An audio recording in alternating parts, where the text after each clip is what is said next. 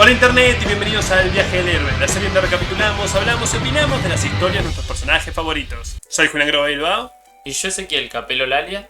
Y continuamos la serie regular de Firestorm, el nombre nuclear, con el número 3. Hará frío en la vieja ciudad de esta noche, que también es la primera de una historia de dos partes. El cómic empieza con Firestorm rastreando a Zero y Beanbag, los dos ladrones responsables de asesinar al abuelo de Bisonte Negro en el primer número, que en estos momentos están siendo pateados fuera de un bar.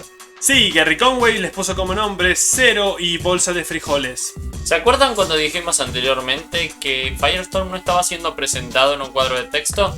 Bueno, acá tenemos una excepción. Me encanta que Firestorm esté buscando justicia por el viejo. Es completamente innecesario de parte del autor. La historia de Bisonte Negro había terminado y no creo que nadie se hubiera quejado, pero agrega el buen corazón y caracterización de Ronnie. Lo que sí me hubiera gustado que también hubiera encontrado una forma de tratar los temas de segregación, que el personaje hubiera tenido una reacción a los puntos válidos que Bisonte Negro traía. Lo sigue por la pantalla de título buscando confirmación. Página de título que va a ser interpretada en una doble página, y es la única vez que lo vamos a ver en esta primera tanda de números de Firestorm. Tal vez en este caso el recurso es un tanto innecesario porque no pasa absolutamente nada tan increíble como para interpretarlo en dos páginas, pero... Stein pide que simplemente los entreguen a la policía, pero Ronnie quiere hacerles pagar por lo que le hicieron a su profesor. Cuando los criminales sacan un brazalete de la tribu del bisonte que le robaron al viejo, Firestorm consigue una confirmación y mucha ira. Este primer cuadro compositivamente está muy bueno. Vemos a Firestorm levitando y pensando en puntos de color fuertes en la parte superior derecha, mientras que los dos ladrones que está siguiendo están abajo de una lámpara en la parte inferior izquierda y también están resaltados con el color. Esto, sumado a los colores fríos de todo el escenario, dan un contraste que le da un equilibrio muy interesante visualmente hablando. Y considerando lo que pasa a continuación, puede interpretarse como literalmente traer a la luz un crimen. Comienza quemándole el cigarrillo a Zero y a su vez quemándole la cara, en el sentido de una quemadura de sol, no que literalmente te saque la piel de la carne. Y persigue a Beanbag hasta las calles de Manhattan, donde queda muy cerca de ser arrollado por un camión. Ronald parece dudar, pero decide seguir las súplicas del profesor y lo salva, haciéndolo atravesar el suelo, terminando las alcantarillas de Nueva York. Si antes nos presentaron el lado más jocoso y descuidado del personaje, acá tenemos el más emocional e impulsivo, que conecta con la introducción que vimos en el primer número, cuando nos daban su rutina matutina. Le entrega a los criminales y le prenda robado a un policía, el mismo del primer número que todavía se queja del héroe. Y en este proceso, Firestorm por primera vez transforma las moléculas en un constructo, en este caso el de una mano, lo cual lo asemeja todavía más a Linterna Verde. Se retiran para atender el funeral del bisabuelo de John, al que ambos asisten en silencio en el cementerio Fresh Meadows de Queens. En un principio pensé que era una demostración de que, a pesar de los problemas que Ronnie tiene, es capaz de tener mucha empatía y gestos como este. Pero no, sus compañeros de clase también atendieron. ¿Se acostumbra a ir a funerales de familiares de un profesor? ¿Eso es algo que sucede? Tal vez era para mostrar lo mucho que lo querían como profesor, pero al no haberlo visto antes parece algo fuera de lugar. En otra nota, la narración de la página anterior es muy buena, jugando con el cliché de que en ficción usualmente vemos lluvia en los funerales y acá el día está soleado. Además de que es un buen reflejo de la complicada relación que John tenía con su padre. En su funeral hay dolor en su pecho y aún así el cielo está despejado, como una promesa de que las cosas se pondrán mejor sin su constante juicio. Y además, el nombre de su abuelo era Bisonte Negro como cielo de medianoche, y el de él Nube Negra en la mañana, mientras tenemos un funeral por la tarde sin una nube oscura en el cielo. Hay varios niveles de implicación en la narración. En la siguiente página, Doreen se queja de las constantes desapariciones de Ronnie y las faltas de explicaciones, tomándolo como una seña de que él no se preocupa por ella. Sin poder pensar rápidamente en una excusa que presentarle, él se ve forzado a verla irse. Este último cuadro tiene un recurso espectacular. Es algo que podría haber contado en dos cuadros completamente separados y decide hacer una especie de montaje en uno solo que le da un impacto emocional mucho más grande. Aunque hay buenos momentos con Doreen, no es el mejor romance. Iremos viendo bien punto por punto, pero para empezar acá, es el tercer número y ya los vemos haciendo drama, pero no los vimos pasar un buen momento juntos, lo cual dificulta que nosotros como audiencia sintamos el miedo de Ronnie de perder algo, porque todavía no vimos qué está perdiendo. Mientras tanto, en el Palacio de Justicia del Distrito Federal, en el centro de Manhattan, está en marcha el juicio de Killer Frost. Nombre real Crystal Frost, una de las villanas a las que Firestorm se enfrentó en la serie donde fue introducido. Ella era una estudiante fría con un gran ego en la Universidad de Hudson que se enamoró de uno de sus profesores, Martin Stein. Stein, por obvias razones, rechazó el afecto de Frost. Después de la universidad, ella se transformó en científica y trabajó en un proyecto llamado Mohole en el Ártico, donde coincidentemente se reunió con Stein.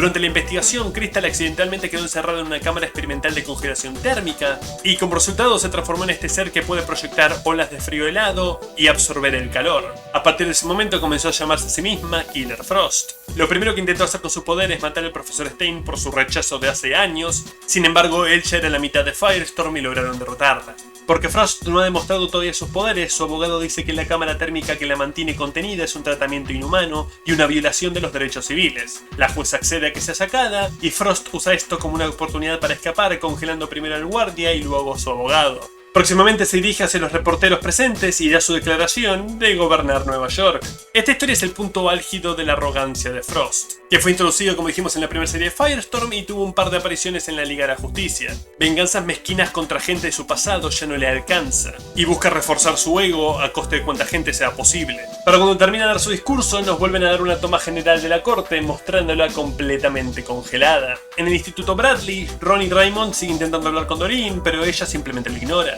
Jefferson intenta hacer sentir mejor a su amigo, pero Raymond no puede evitar estallarle a él también. Se disculpa inmediatamente y caminan de regreso a casa de Ronnie. En el camino hablan de cómo se ha estado perdiendo prácticas y el entrenador está a punto de echarlo del equipo, o al menos eso creen. Pero se encuentran al padre de Ronnie, Edward Raymond, en un estado de ira causado por una carta que dice que Ronnie ha sido suspendido del equipo de baloncesto. Ronnie no puede decirle a su padre que la razón por la cual ha faltado tanto a la escuela se debe a sus responsabilidades como Firestorm y Edward abofetea a Ronnie con fuerza en la cara. Y desgraciadamente conocimos al padre de Ronnie Raymond. Lo extraño acá es que el arco anterior nos venía como escondiendo a este personaje, como si fuera a haber alguna clase de revelación que evidentemente no es tal, o por lo menos no por ahora. Este es un problema del que voy a hablar en un momento.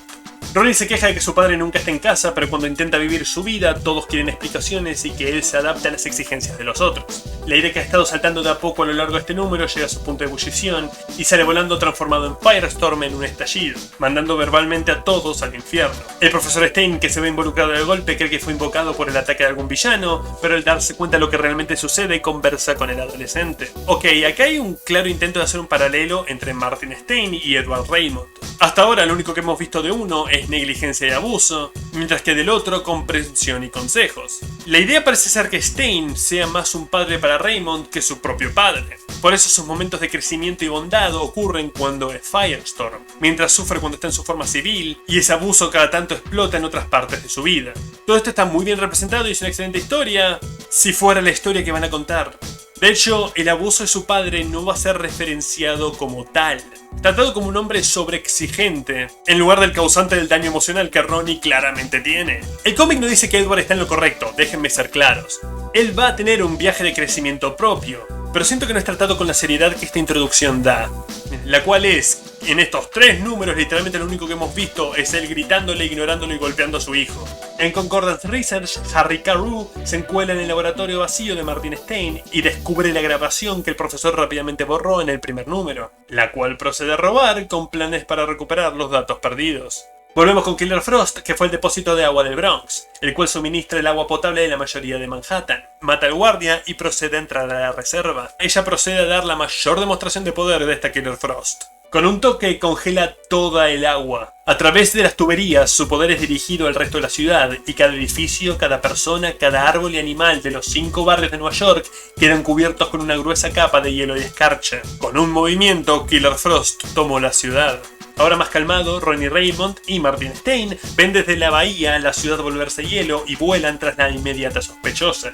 En el ayuntamiento, el alcalde y su asistente hacen análisis de la situación y notan que las líneas telefónicas están muertas. En esta presentación del ayuntamiento ya nos queda bien claro que el señor Gary Conway tiene mucha información sobre Nueva York, ya sea porque lo conoce de primera mano o ya sea porque se informó muy bien para el guión de esta historia.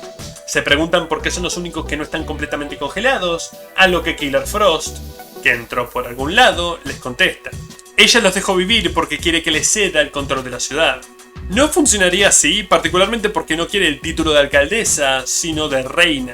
Pero esto no es acerca de ganar un título, es acerca de ganar en sí. Es todo un juego de ego que queda claro más al final del número y en el siguiente. Podría tranquilamente haber dejado a estos tipos morir, pero necesita que alguien de poder reconozca su victoria.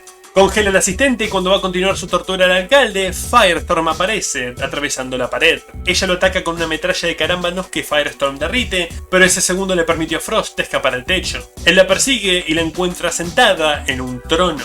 Ella dijo que había una necesidad de ir a la terraza, por miedo a que transformara un lugar cerrado en algo parecido a la cámara que vimos al principio del número que la tenía congelada. Esto funciona debido a que tenemos que tener en cuenta dos cosas. Por un lado, que Ronnie, como dijimos anteriormente, todavía no conoce del todo sus poderes. Esto no le permitiría crear algo tan complejo y específico como esa misma cámara que mencionamos. Y por el otro lado tenemos el hecho de que Killer Frost desconoce que ese objeto puede ser el aire mismo. Ella le dice que tiene a 8 millones de personas, sus vidas o muertes cubiertas de hielo en la palma de su mano. El cómic da la impresión de que Killer Frost puede elegir el efecto de su congelación. No todos están muertos en Nueva York, sino una especie de estasis, y ella puede decidir si liberarlos, dejarlos así o matarlos. Y si Firestorm no quiere que esta última suceda, tiene que inclinarse ante ella y llamarla reina, algo que con furia y amargura hace, terminando el número. Es impresionante cómo escaló el conflicto. El número comienza con Firestorm persiguiendo un par de ladrones comunes y termina con esta mujer apoderándose de la ciudad. El conflicto emocional interno de Firestorm está bien, pero me parece que necesitaba un poquito más de cuerda. Vimos en los dos números anteriores la presión que ser Firestorm le pone al joven, así que no sale de la nada. Pero se siente que estamos entrando a mitad de la serie.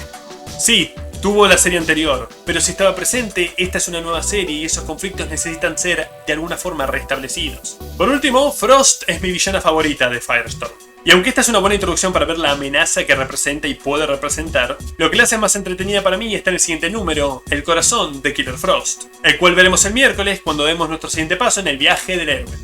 Hasta entonces.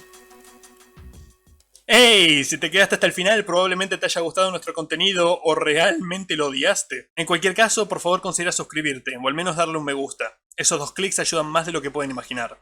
Si les gustó la historia, por favor consideren comprarla y apoyar el noveno arte que nos dio tantos maravillosos personajes. A su izquierda hay una lista de reproducción con más capítulos de este personaje y a su derecha de uno diferente. Por favor consideren entrar en esa madriguera con nosotros y vuélvanse expertos en las historias que amamos. Hasta la próxima.